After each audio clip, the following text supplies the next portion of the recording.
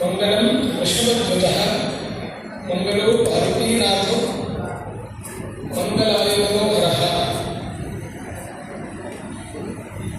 ಸದಾಶಿವ ಸಮಾರಂಭಾಂ ಶಂಕರಾಚಾರ್ಯ ಮಧ್ಯಮಾಂ ಅಸ್ಮದಾಚಾರ್ಯ ಪರ್ಯಂತಾಂ ವಂದೇ ಗುರು ಪರಂಪರಾಂ.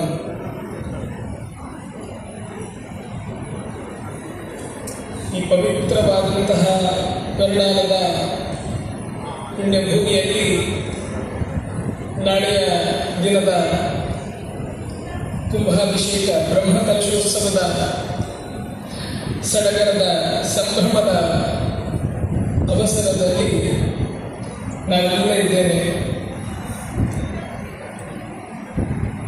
ಈ ಗಡಿ ಪ್ರದೇಶ, ಇಲ್ಲಿಯ ಸಂಸ್ಕೃತಿ ಬಹಳ ಅದ್ಭುತವಾದಂತಹದ್ದು. ಇಲ್ಲಿ 3 ಭಾಷೆಯ ಪ್ರಭಾವ, ಕನ್ನಡ, ತುಳು, ಮಲಯಾಳಂ, ಹೀಗೆ ಈ 3 ಭಾಷೆಯ ಪ್ರಭಾವ ಇರುವಂತಹ ಸ್ಥಳ.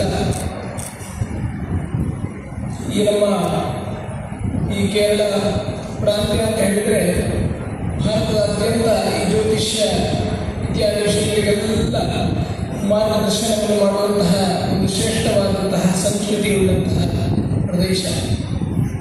ಇಲ್ಲಿ ಅತ್ಯಂತ ಅಚ್ಚುಕಟ್ಟಾಗಿ ಅದ್ಭುತವಾಗಿ ಆ ಪ್ರಾಚೀನತೆಗೆ ಧಕ್ಕೆ ಬಾರದ ಹಾಗೆ ಭಗವಂತನ ದೇವಸ್ಥಾನವನ್ನು ಅತ್ಯಂತ ಸುಂದರವಾಗಿ ನವೀಕರಣ ಮಾಡಿದ್ದೀರಿ.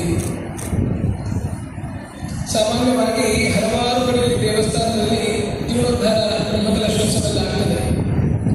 ವಿಪರೀತವಾದಂತಹ ವೈಭವೀಕರಣ, ಪ್ರಕೃತಿಯನ್ನು ನಾಶ ಮಾಡುವಂತಹದ್ದು, ವಿಪರೀತವಾದಂತಹ ಆಡಂಬರಗಳೆಲ್ಲ ಈಗ ಒಂದು ದೇವಸ್ಥಾನಕ್ಕೂ ಹಾಗೆ ದೇವಸ್ಥಾನಕ್ಕೆ ಈಗೆಲ್ಲ ಕಾಂಪಿಟೇಷನ್ ಆಗಿ ಹೋಗಿದೆ.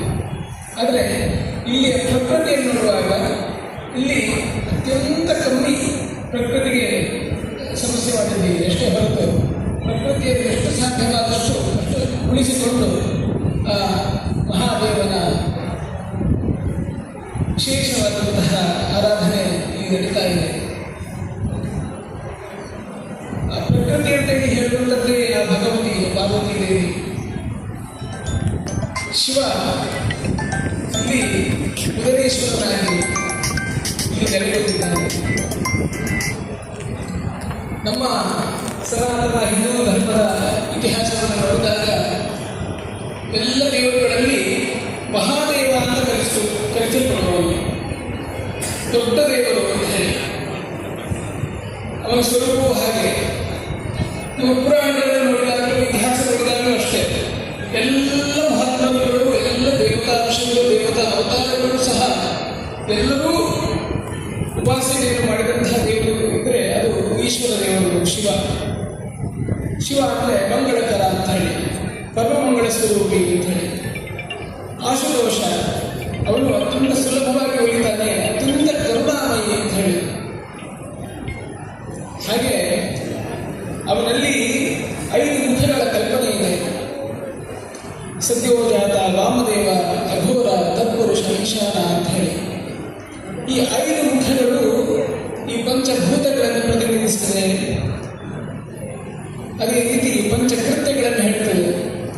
ಸೃಷ್ಟಿ, ಸ್ಥಿತಿ, ಲಯ, ನಿಗ್ರಹ, ಅನುಗ್ರಹ ಅಂತ ಹೇಳಿ. ಸೃಷ್ಟಿಗೆ ಸದ್ಯೋಜಾತ ಬ್ರಹ್ಮತತ್ವ, ವಾಮದೇವ ವಿಷ್ಣುತತ್ವ, ಸ್ಥಿತಿಯನ್ನು ಕಾಪಾಡುವಂಥದ್ದು. ಅಘೋರ ಅಂದರೆ ಲಯ ಮಾಡುವ ರುದ್ರ. ನಂತರ ತತ್ಪುರುಷ ತಿರೋಭಾವ, ನಿಗ್ರಹ ಮಾಡುವಂತಹ ಶಕ್ತಿ, ಉಮಾಸಹಿತನಾದಂತಹ ಶಿವ. ನಂತರ ಸದಾಶಿವ, ಈಶಾನ ಸ್ವರೂಪ, ಅನುಗ್ರಹ. ಹೀಗೆ ಈ 5 ಕೃತ್ಯಗಳು ಸಹ ಒಬ್ಬನೇ ಆ ಭಗವಂತ, ಆ ಮಹಾದೇವನಲ್ಲಿ ಇದೆ. ಹಾಗಾಗಿ ಶಿವಪೂಜೆ ಅಂತ ಹೇಳಿದರೆ ಸಮಸ್ತ ದೇವತೆಗಳ ಪೂಜೆ ಅಂತ ಹೇಳಿ. ಅನಾದಿಯಲ್ಲಿ ಶಿವನನ್ನು ಚಿಂತನೆ ಮಾಡಿದಾಗ ಅವನ ಶರೀರವೇ ಅರ್ಧನಾದ ಭಗವತಿ ಅಂತ ಹೇಳಿ, ಅರ್ಧನಾದೀಶ್ವರ ಸ್ವರೂಪ. ಚಂದ್ರನಾಡಿ, ಸೂರ್ಯನಾಡಿ ಅಂತ ಹೇಳಿ. ಹೀಗೆ ಹೇಳುವಾಗ ಸೂರ್ಯ ಸಂಬಂಧಿತವಾದದ್ದು ಶಿವ, ಚಂದ್ರ ಸಂಬಂಧಿತವಾದಂತಹದ್ದು ಅಮ್ಮನವರು.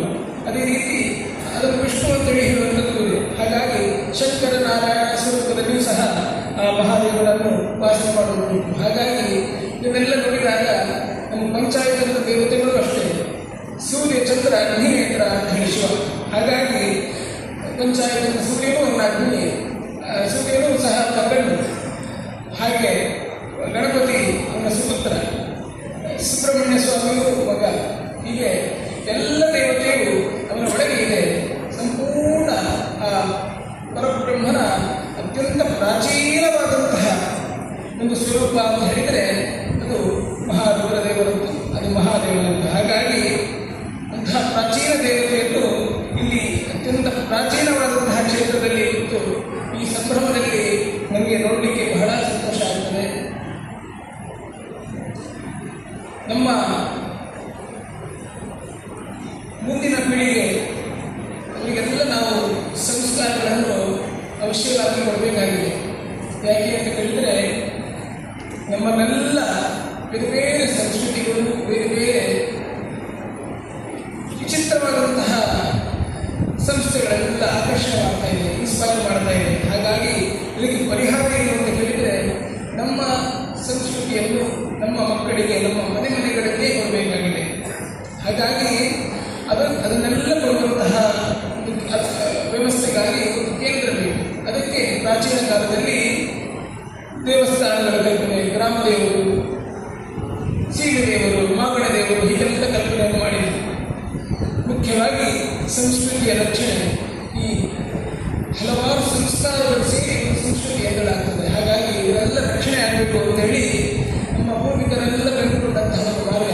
ಹಾಗಾಗಿ ಅಂತಹ ಒಂದು ನಮ್ಮ ಪೂರ್ವಿಕರು, ಈ ಸಮಸ್ತ ಗ್ರಾಮಸ್ಥರು, ವಿಶೇಷವಾಗಿ ಎಲ್ಲ ಸಮಸ್ತ ಹಿಂದೂ ಧರ್ಮದ ಬೇರೆ ಬೇರೆ ಪಂಗಡದವರೆಲ್ಲ ಸೇರಿಕೊಂಡು ಪ್ರಾರ್ಥನೆ ಮಾಡುವಂತಹ ಒಂದು ಸ್ಥಳ ಅಂತ ಹೇಳಿದರೆ ಅದು ನಮ್ಮ ಗ್ರಾಮದೇವರು ಇತ್ಯಾದಿ. ಹೀಗೆ ಇಂತಹ ಸ್ಥಳಗಳಲ್ಲಿ ವಿಶೇಷವಾದಂತಹ ಭಗವಂತನ ಕರುಣೆ ಇರ್ತದೆ. ಆ ಸ್ಥಳಕ್ಕೆ ಬಂದಾಗ ನಮ್ಮ ಕಷ್ಟಗಳೆಲ್ಲ ನಿವಾರಣೆ ಆಗುವಂತಹ ಒಂದು ಜಾಗೃತ ಕ್ಷೇತ್ರವಾಗಿರುತ್ತದೆ ಅಂತ ಹೇಳಿ. ಹಾಗಾಗಿ ನಮಗೆ ಇಲ್ಲಿ ಬರುವಾಗ ಆ ಉಪದೇಶ್ವರ ದೇವರ ಸಾನ್ನಿಧ್ಯ ಭಾಸ ಆಗಿದೆ. ಇಲ್ಲಿ ವಿಶೇಷವಾದಂತಹ ಸನ್ನಿಧಾನ, ದೇವಸ್ಥಾನ ಸಾಮಾನ್ಯವಾಗಿ ಸಾನ್ನಿಧ್ಯವನ್ನು ನಾವು ದೇವಸ್ಥಾನದ ಸ್ವರೂಪ ಅಲ್ಲಿ ಆಗುವಂತಹ ವಿಪರೀತವಾದಂತಹ ಆಚರಣೆಯಿಂದ ಹೇಳೋದಲ್ಲ. ನಮಗೆ ಯಾವುದೇ ರೀತಿ ಉತ್ತರ ಕೊಡಲಿಕ್ಕೆ ಆಗುತ್ತದೆ. ದೇವರ ಸ್ವರೂಪ ಹೇಗೆ ಅಂತ ಹೇಳಿದರೆ ಅದು ನಮಗೆ ಅನುಭವಕ್ಕೆ ಬರುವಂಥದ್ದು. ಆ ಕ್ಷೇತ್ರಕ್ಕೆ ಬಂದಾಗ ಆಗುವಂತಹ ಮನಸ್ಸಿಗೆ ಆ ಪ್ರಶಾಂತತೆ, ಒಂದು ಅನುಭವ ಈ ಒಂದು ಪವಿತ್ರವಾದ ಮಣ್ಣಿನಲ್ಲಿದೆ. ಅದಕ್ಕೆ ಪೂರಕವಾಗಿ ನಮ್ಮ ತಂತ್ರಿಗಳು ವಿಶೇಷವಾಗಿ ಭಗವಂತನ ಸೇವೆಯನ್ನು ಮಾಡುತ್ತಿದ್ದಾರೆ. ಅದೇ ರೀತಿ ಇಲ್ಲಿ ಅರ್ಚಕ ವರ್ಗ, ಇಲ್ಲಿಯ ಆಡಳಿತ ಎಲ್ಲವನ್ನು ನೋಡುವಾಗ ಈ ಕ್ಷೇತ್ರ ಅತ್ಯಂತ ಉತ್ತಮ ಸ್ಥಿತಿಯಲ್ಲಿದೆ. ಹೀಗೆ ಪ್ರಚಾರ ನಮ್ಮ ವಿಶ್ವದಾದ್ಯಂತ ಆಗಬೇಕು. ಹೀಗೆ ಈ ಕ್ಷೇತ್ರ ಇನ್ನಷ್ಟು ಬೆಳೆಯಬೇಕು ಅಂತ ಹೇಳಿ ನಾವು ಈ ಸಂದರ್ಭದಲ್ಲಿ ಹೇಳಲಿಕ್ಕೆ ಇಷ್ಟಪಡ್ತೇವೆ. ಅದರ ಒಟ್ಟಿಗೆ ಸಮಸ್ತ ಹಿಂದೂಗಳ ಒಂದು ಮುಖ್ಯ ಕರ್ತವ್ಯ ಏನು ಅಂತ ಹೇಳಿದರೆ ನಮ್ಮ ಸಂಸ್ಕೃತಿಯ ರಕ್ಷಣೆಗೆ ಅತ್ಯಂತ ಸುಲಭವಾದ ಮಾರ್ಗ ಏನು ಅಂತ ಹೇಳಿದರೆ ಭಜನೆ. ನಮ್ಮೆಲ್ಲ ಹಿಂದೂಗಳ ಮನೆಯಲ್ಲಿ ಭಜನೆ ಆಗಬೇಕು. ಮನೆಯವರೆಲ್ಲರೂ ಸೇರಿಕೊಂಡು ಆ ಮನೆಯಲ್ಲಿ ಭಜನೆ ಮಾಡಬೇಕು. ಅದರ ಒಟ್ಟಿಗೆ ಪ್ರತಿಯೊಂದು ಊರಿನಲ್ಲಿ ಭಜನಾ ಮಂದಿರಗಳು ಇದೆಲ್ಲ ಇನ್ನಷ್ಟು ಜಾಗೃತವಾಗಬೇಕು. ಈ ಭಜನೆ ಮುಖೇನವಾಗಿ ನಮ್ಮ ಸಂಸ್ಕೃತಿ ಈಗ ವಿಶೇಷವಾಗಿ ಒಗ್ಗಟ್ಟಾಗ್ತದೆ. ಇದಕ್ಕೆಲ್ಲ ನಾವು ಪೂರಕವಾಗಿ ಕೆಲಸ ಮಾಡಬೇಕು ಅಂತ ಹೇಳಿ ನಾವು ಈ ಸಂದರ್ಭದಲ್ಲಿ ಹೇಳಲಿಕ್ಕೆ ಇಷ್ಟಪಡ್ತೇವೆ. ಕ್ಷೇತ್ರದ ಸಮಸ್ತ ಆಡಳಿತ ವರ್ಗ ಹಾಗೂ ಅರ್ಚಕ ವರ್ಗದವರಿಗೆ ನಮ್ಮ ನಾರಾಯಣ ಸ್ಮರಣಪೂರ್ವಕ ಆಶೀರ್ವಾದಗಳನ್ನು ಈ ಸಂದರ್ಭದಲ್ಲಿ ತಿಳಿಸ್ತೇವೆ. ಸಮಸ್ತ ಸದ್ಭಕ್ತರಿಗೆ ನಮ್ಮ ನಾರಾಯಣ ಸ್ಮರಣಪೂರ್ವಕ ಆಶೀರ್ವಾದಗಳು. ಎಲ್ಲರಿಗೂ ಒಳ್ಳೆಯದಾಗಲಿ. ಹರಿಶ್ರೀ ಕೃಷ್ಣ ಅರ್ಪಣಮಸ್ತು.